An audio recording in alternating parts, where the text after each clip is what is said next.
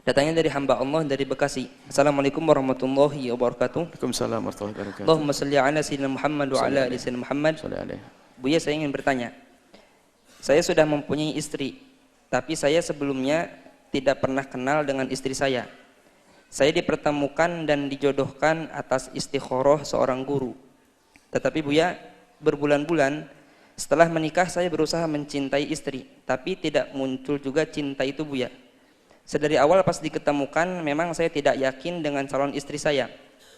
Tapi karena menurut istikharah guru, akhirnya saya lanjut menikah.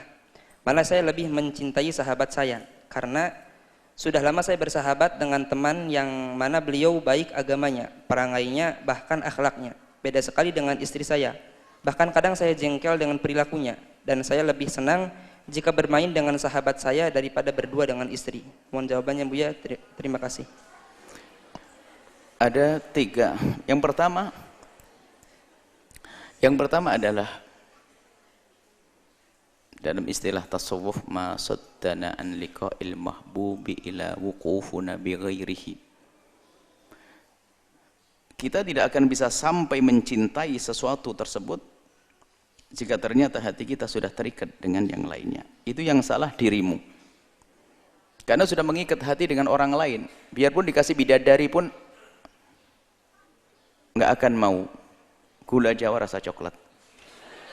Jadi memang berat, makanya mencintai sebelum waktunya itu berbahaya sekali. Ini menjadikan seorang anak bisa melanggar orang tua, guru, bahkan melanggar Allah sekalipun. Sebetulnya, apalagi Anda ada tanda mencintai seorang guru. Kalau seandainya Anda tidak rusak hati Anda, sudah terlanjur kena panah asmara, terpaut dengan perempuan yang lain tadi, begitu mudahnya Anda mencintai wanita yang disodorkan oleh guru Anda. Karena hati Anda sudah dengan yang lainnya, susah. Apalagi Anda masih membangun komunikasi dengan dia. Satu ini. Jadi yang menjadi masalah adalah kalau sudah, maka dari itu hati-hati anak-anakku semuanya. Kalau engkau menjatuhkan hati kepada seseorang, tidak kau pikir panjang masa depan bisa menikah atau tidak, maka biarpun diberi yang lebih bagus pun akan menjadi susah. Bahkan di saat diberi yang bagus pun hayalannya seolah-olah kalau dengan dia lebih bagus, padahal mungkin dia lebih kejam lagi. Lebih kejam lagi. Kenapa tidak pernah berkumpul dengannya? Tidak pernah punya masalah dalam kehidupannya. Kenapa? Mungkin tidak pernah berkumpul, maka tidak punya masalah. Itu ada satu orang Amerika yang hidup di samping Gedung Putih. Anda punya masalah enggak? Enggak pernah kenal, enggak pernah ketemu. Ya udah Sunda enggak. Nah, maka Anda dengan suami ada masalah. Suami, padahal suami yang mencintai hidup karena Anda sering berkumpul, berurusan. Makanya biasanya ini seolah-olah melihat orang lain, oh dia lebih mesra, lebih lembut. Iya, ketemunya hanya setahun sekali waktu hari raya. Hari raya enggak senyum, enggak enak itu. Maka wah dia lebih lembut. So istriku cemberut dong. Apalagi dia berdandan 2 jam hanya untuk ditonton kaum laki-laki. Sementara istrimu terlihat 24 jam. Ada waktu ngorok kali, ada macam-macam. Mau dibanding, makanya matamu jangan jelalatan. Maka yang menjadikan rusak di rumah kita adalah karena mata kita jelalatan. Semakin kita menutup mata kita dari yang haram, maka akan semakin terfokus mata dan hati kita kepada yang halal. Permasalahan kalau buka yang haram kita. Sehingga kalau yang haram tidak akan puas dengan yang haram. Mungkin itu lebih enak lagi, mungkin lebih, terus nggak ada hentinya. Maka Rasulullah memerintahkan tutup matamu.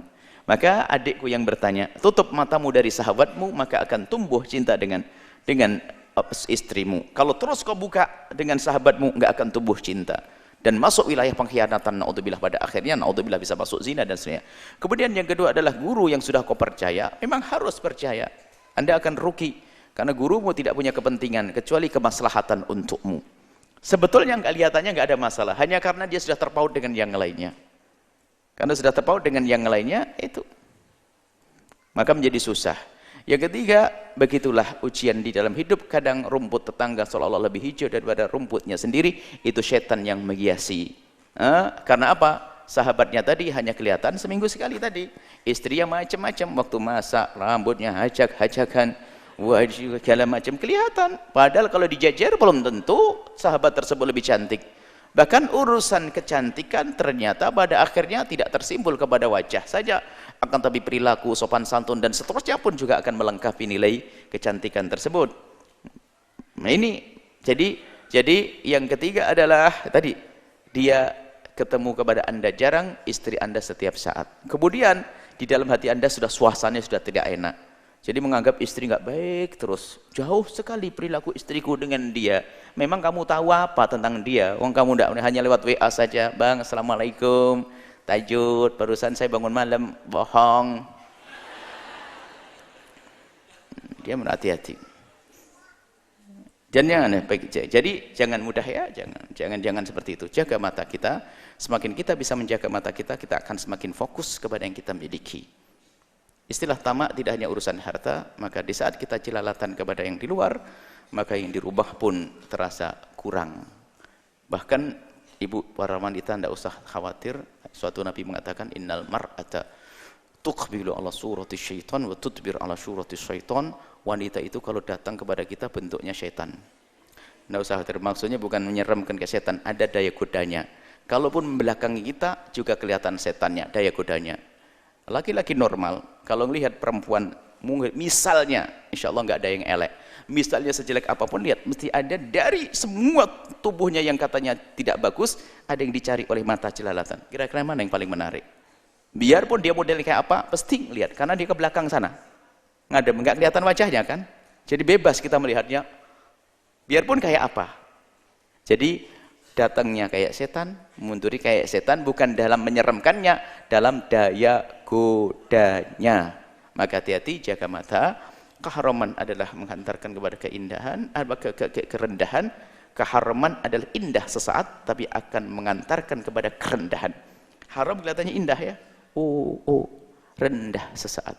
Apa indah sesaat, rendah selamanya. Kita sudah punya halal, lihat, tutup dari yang haram, maka yang halal akan semakin indah. Wallahu a'lam bishawab.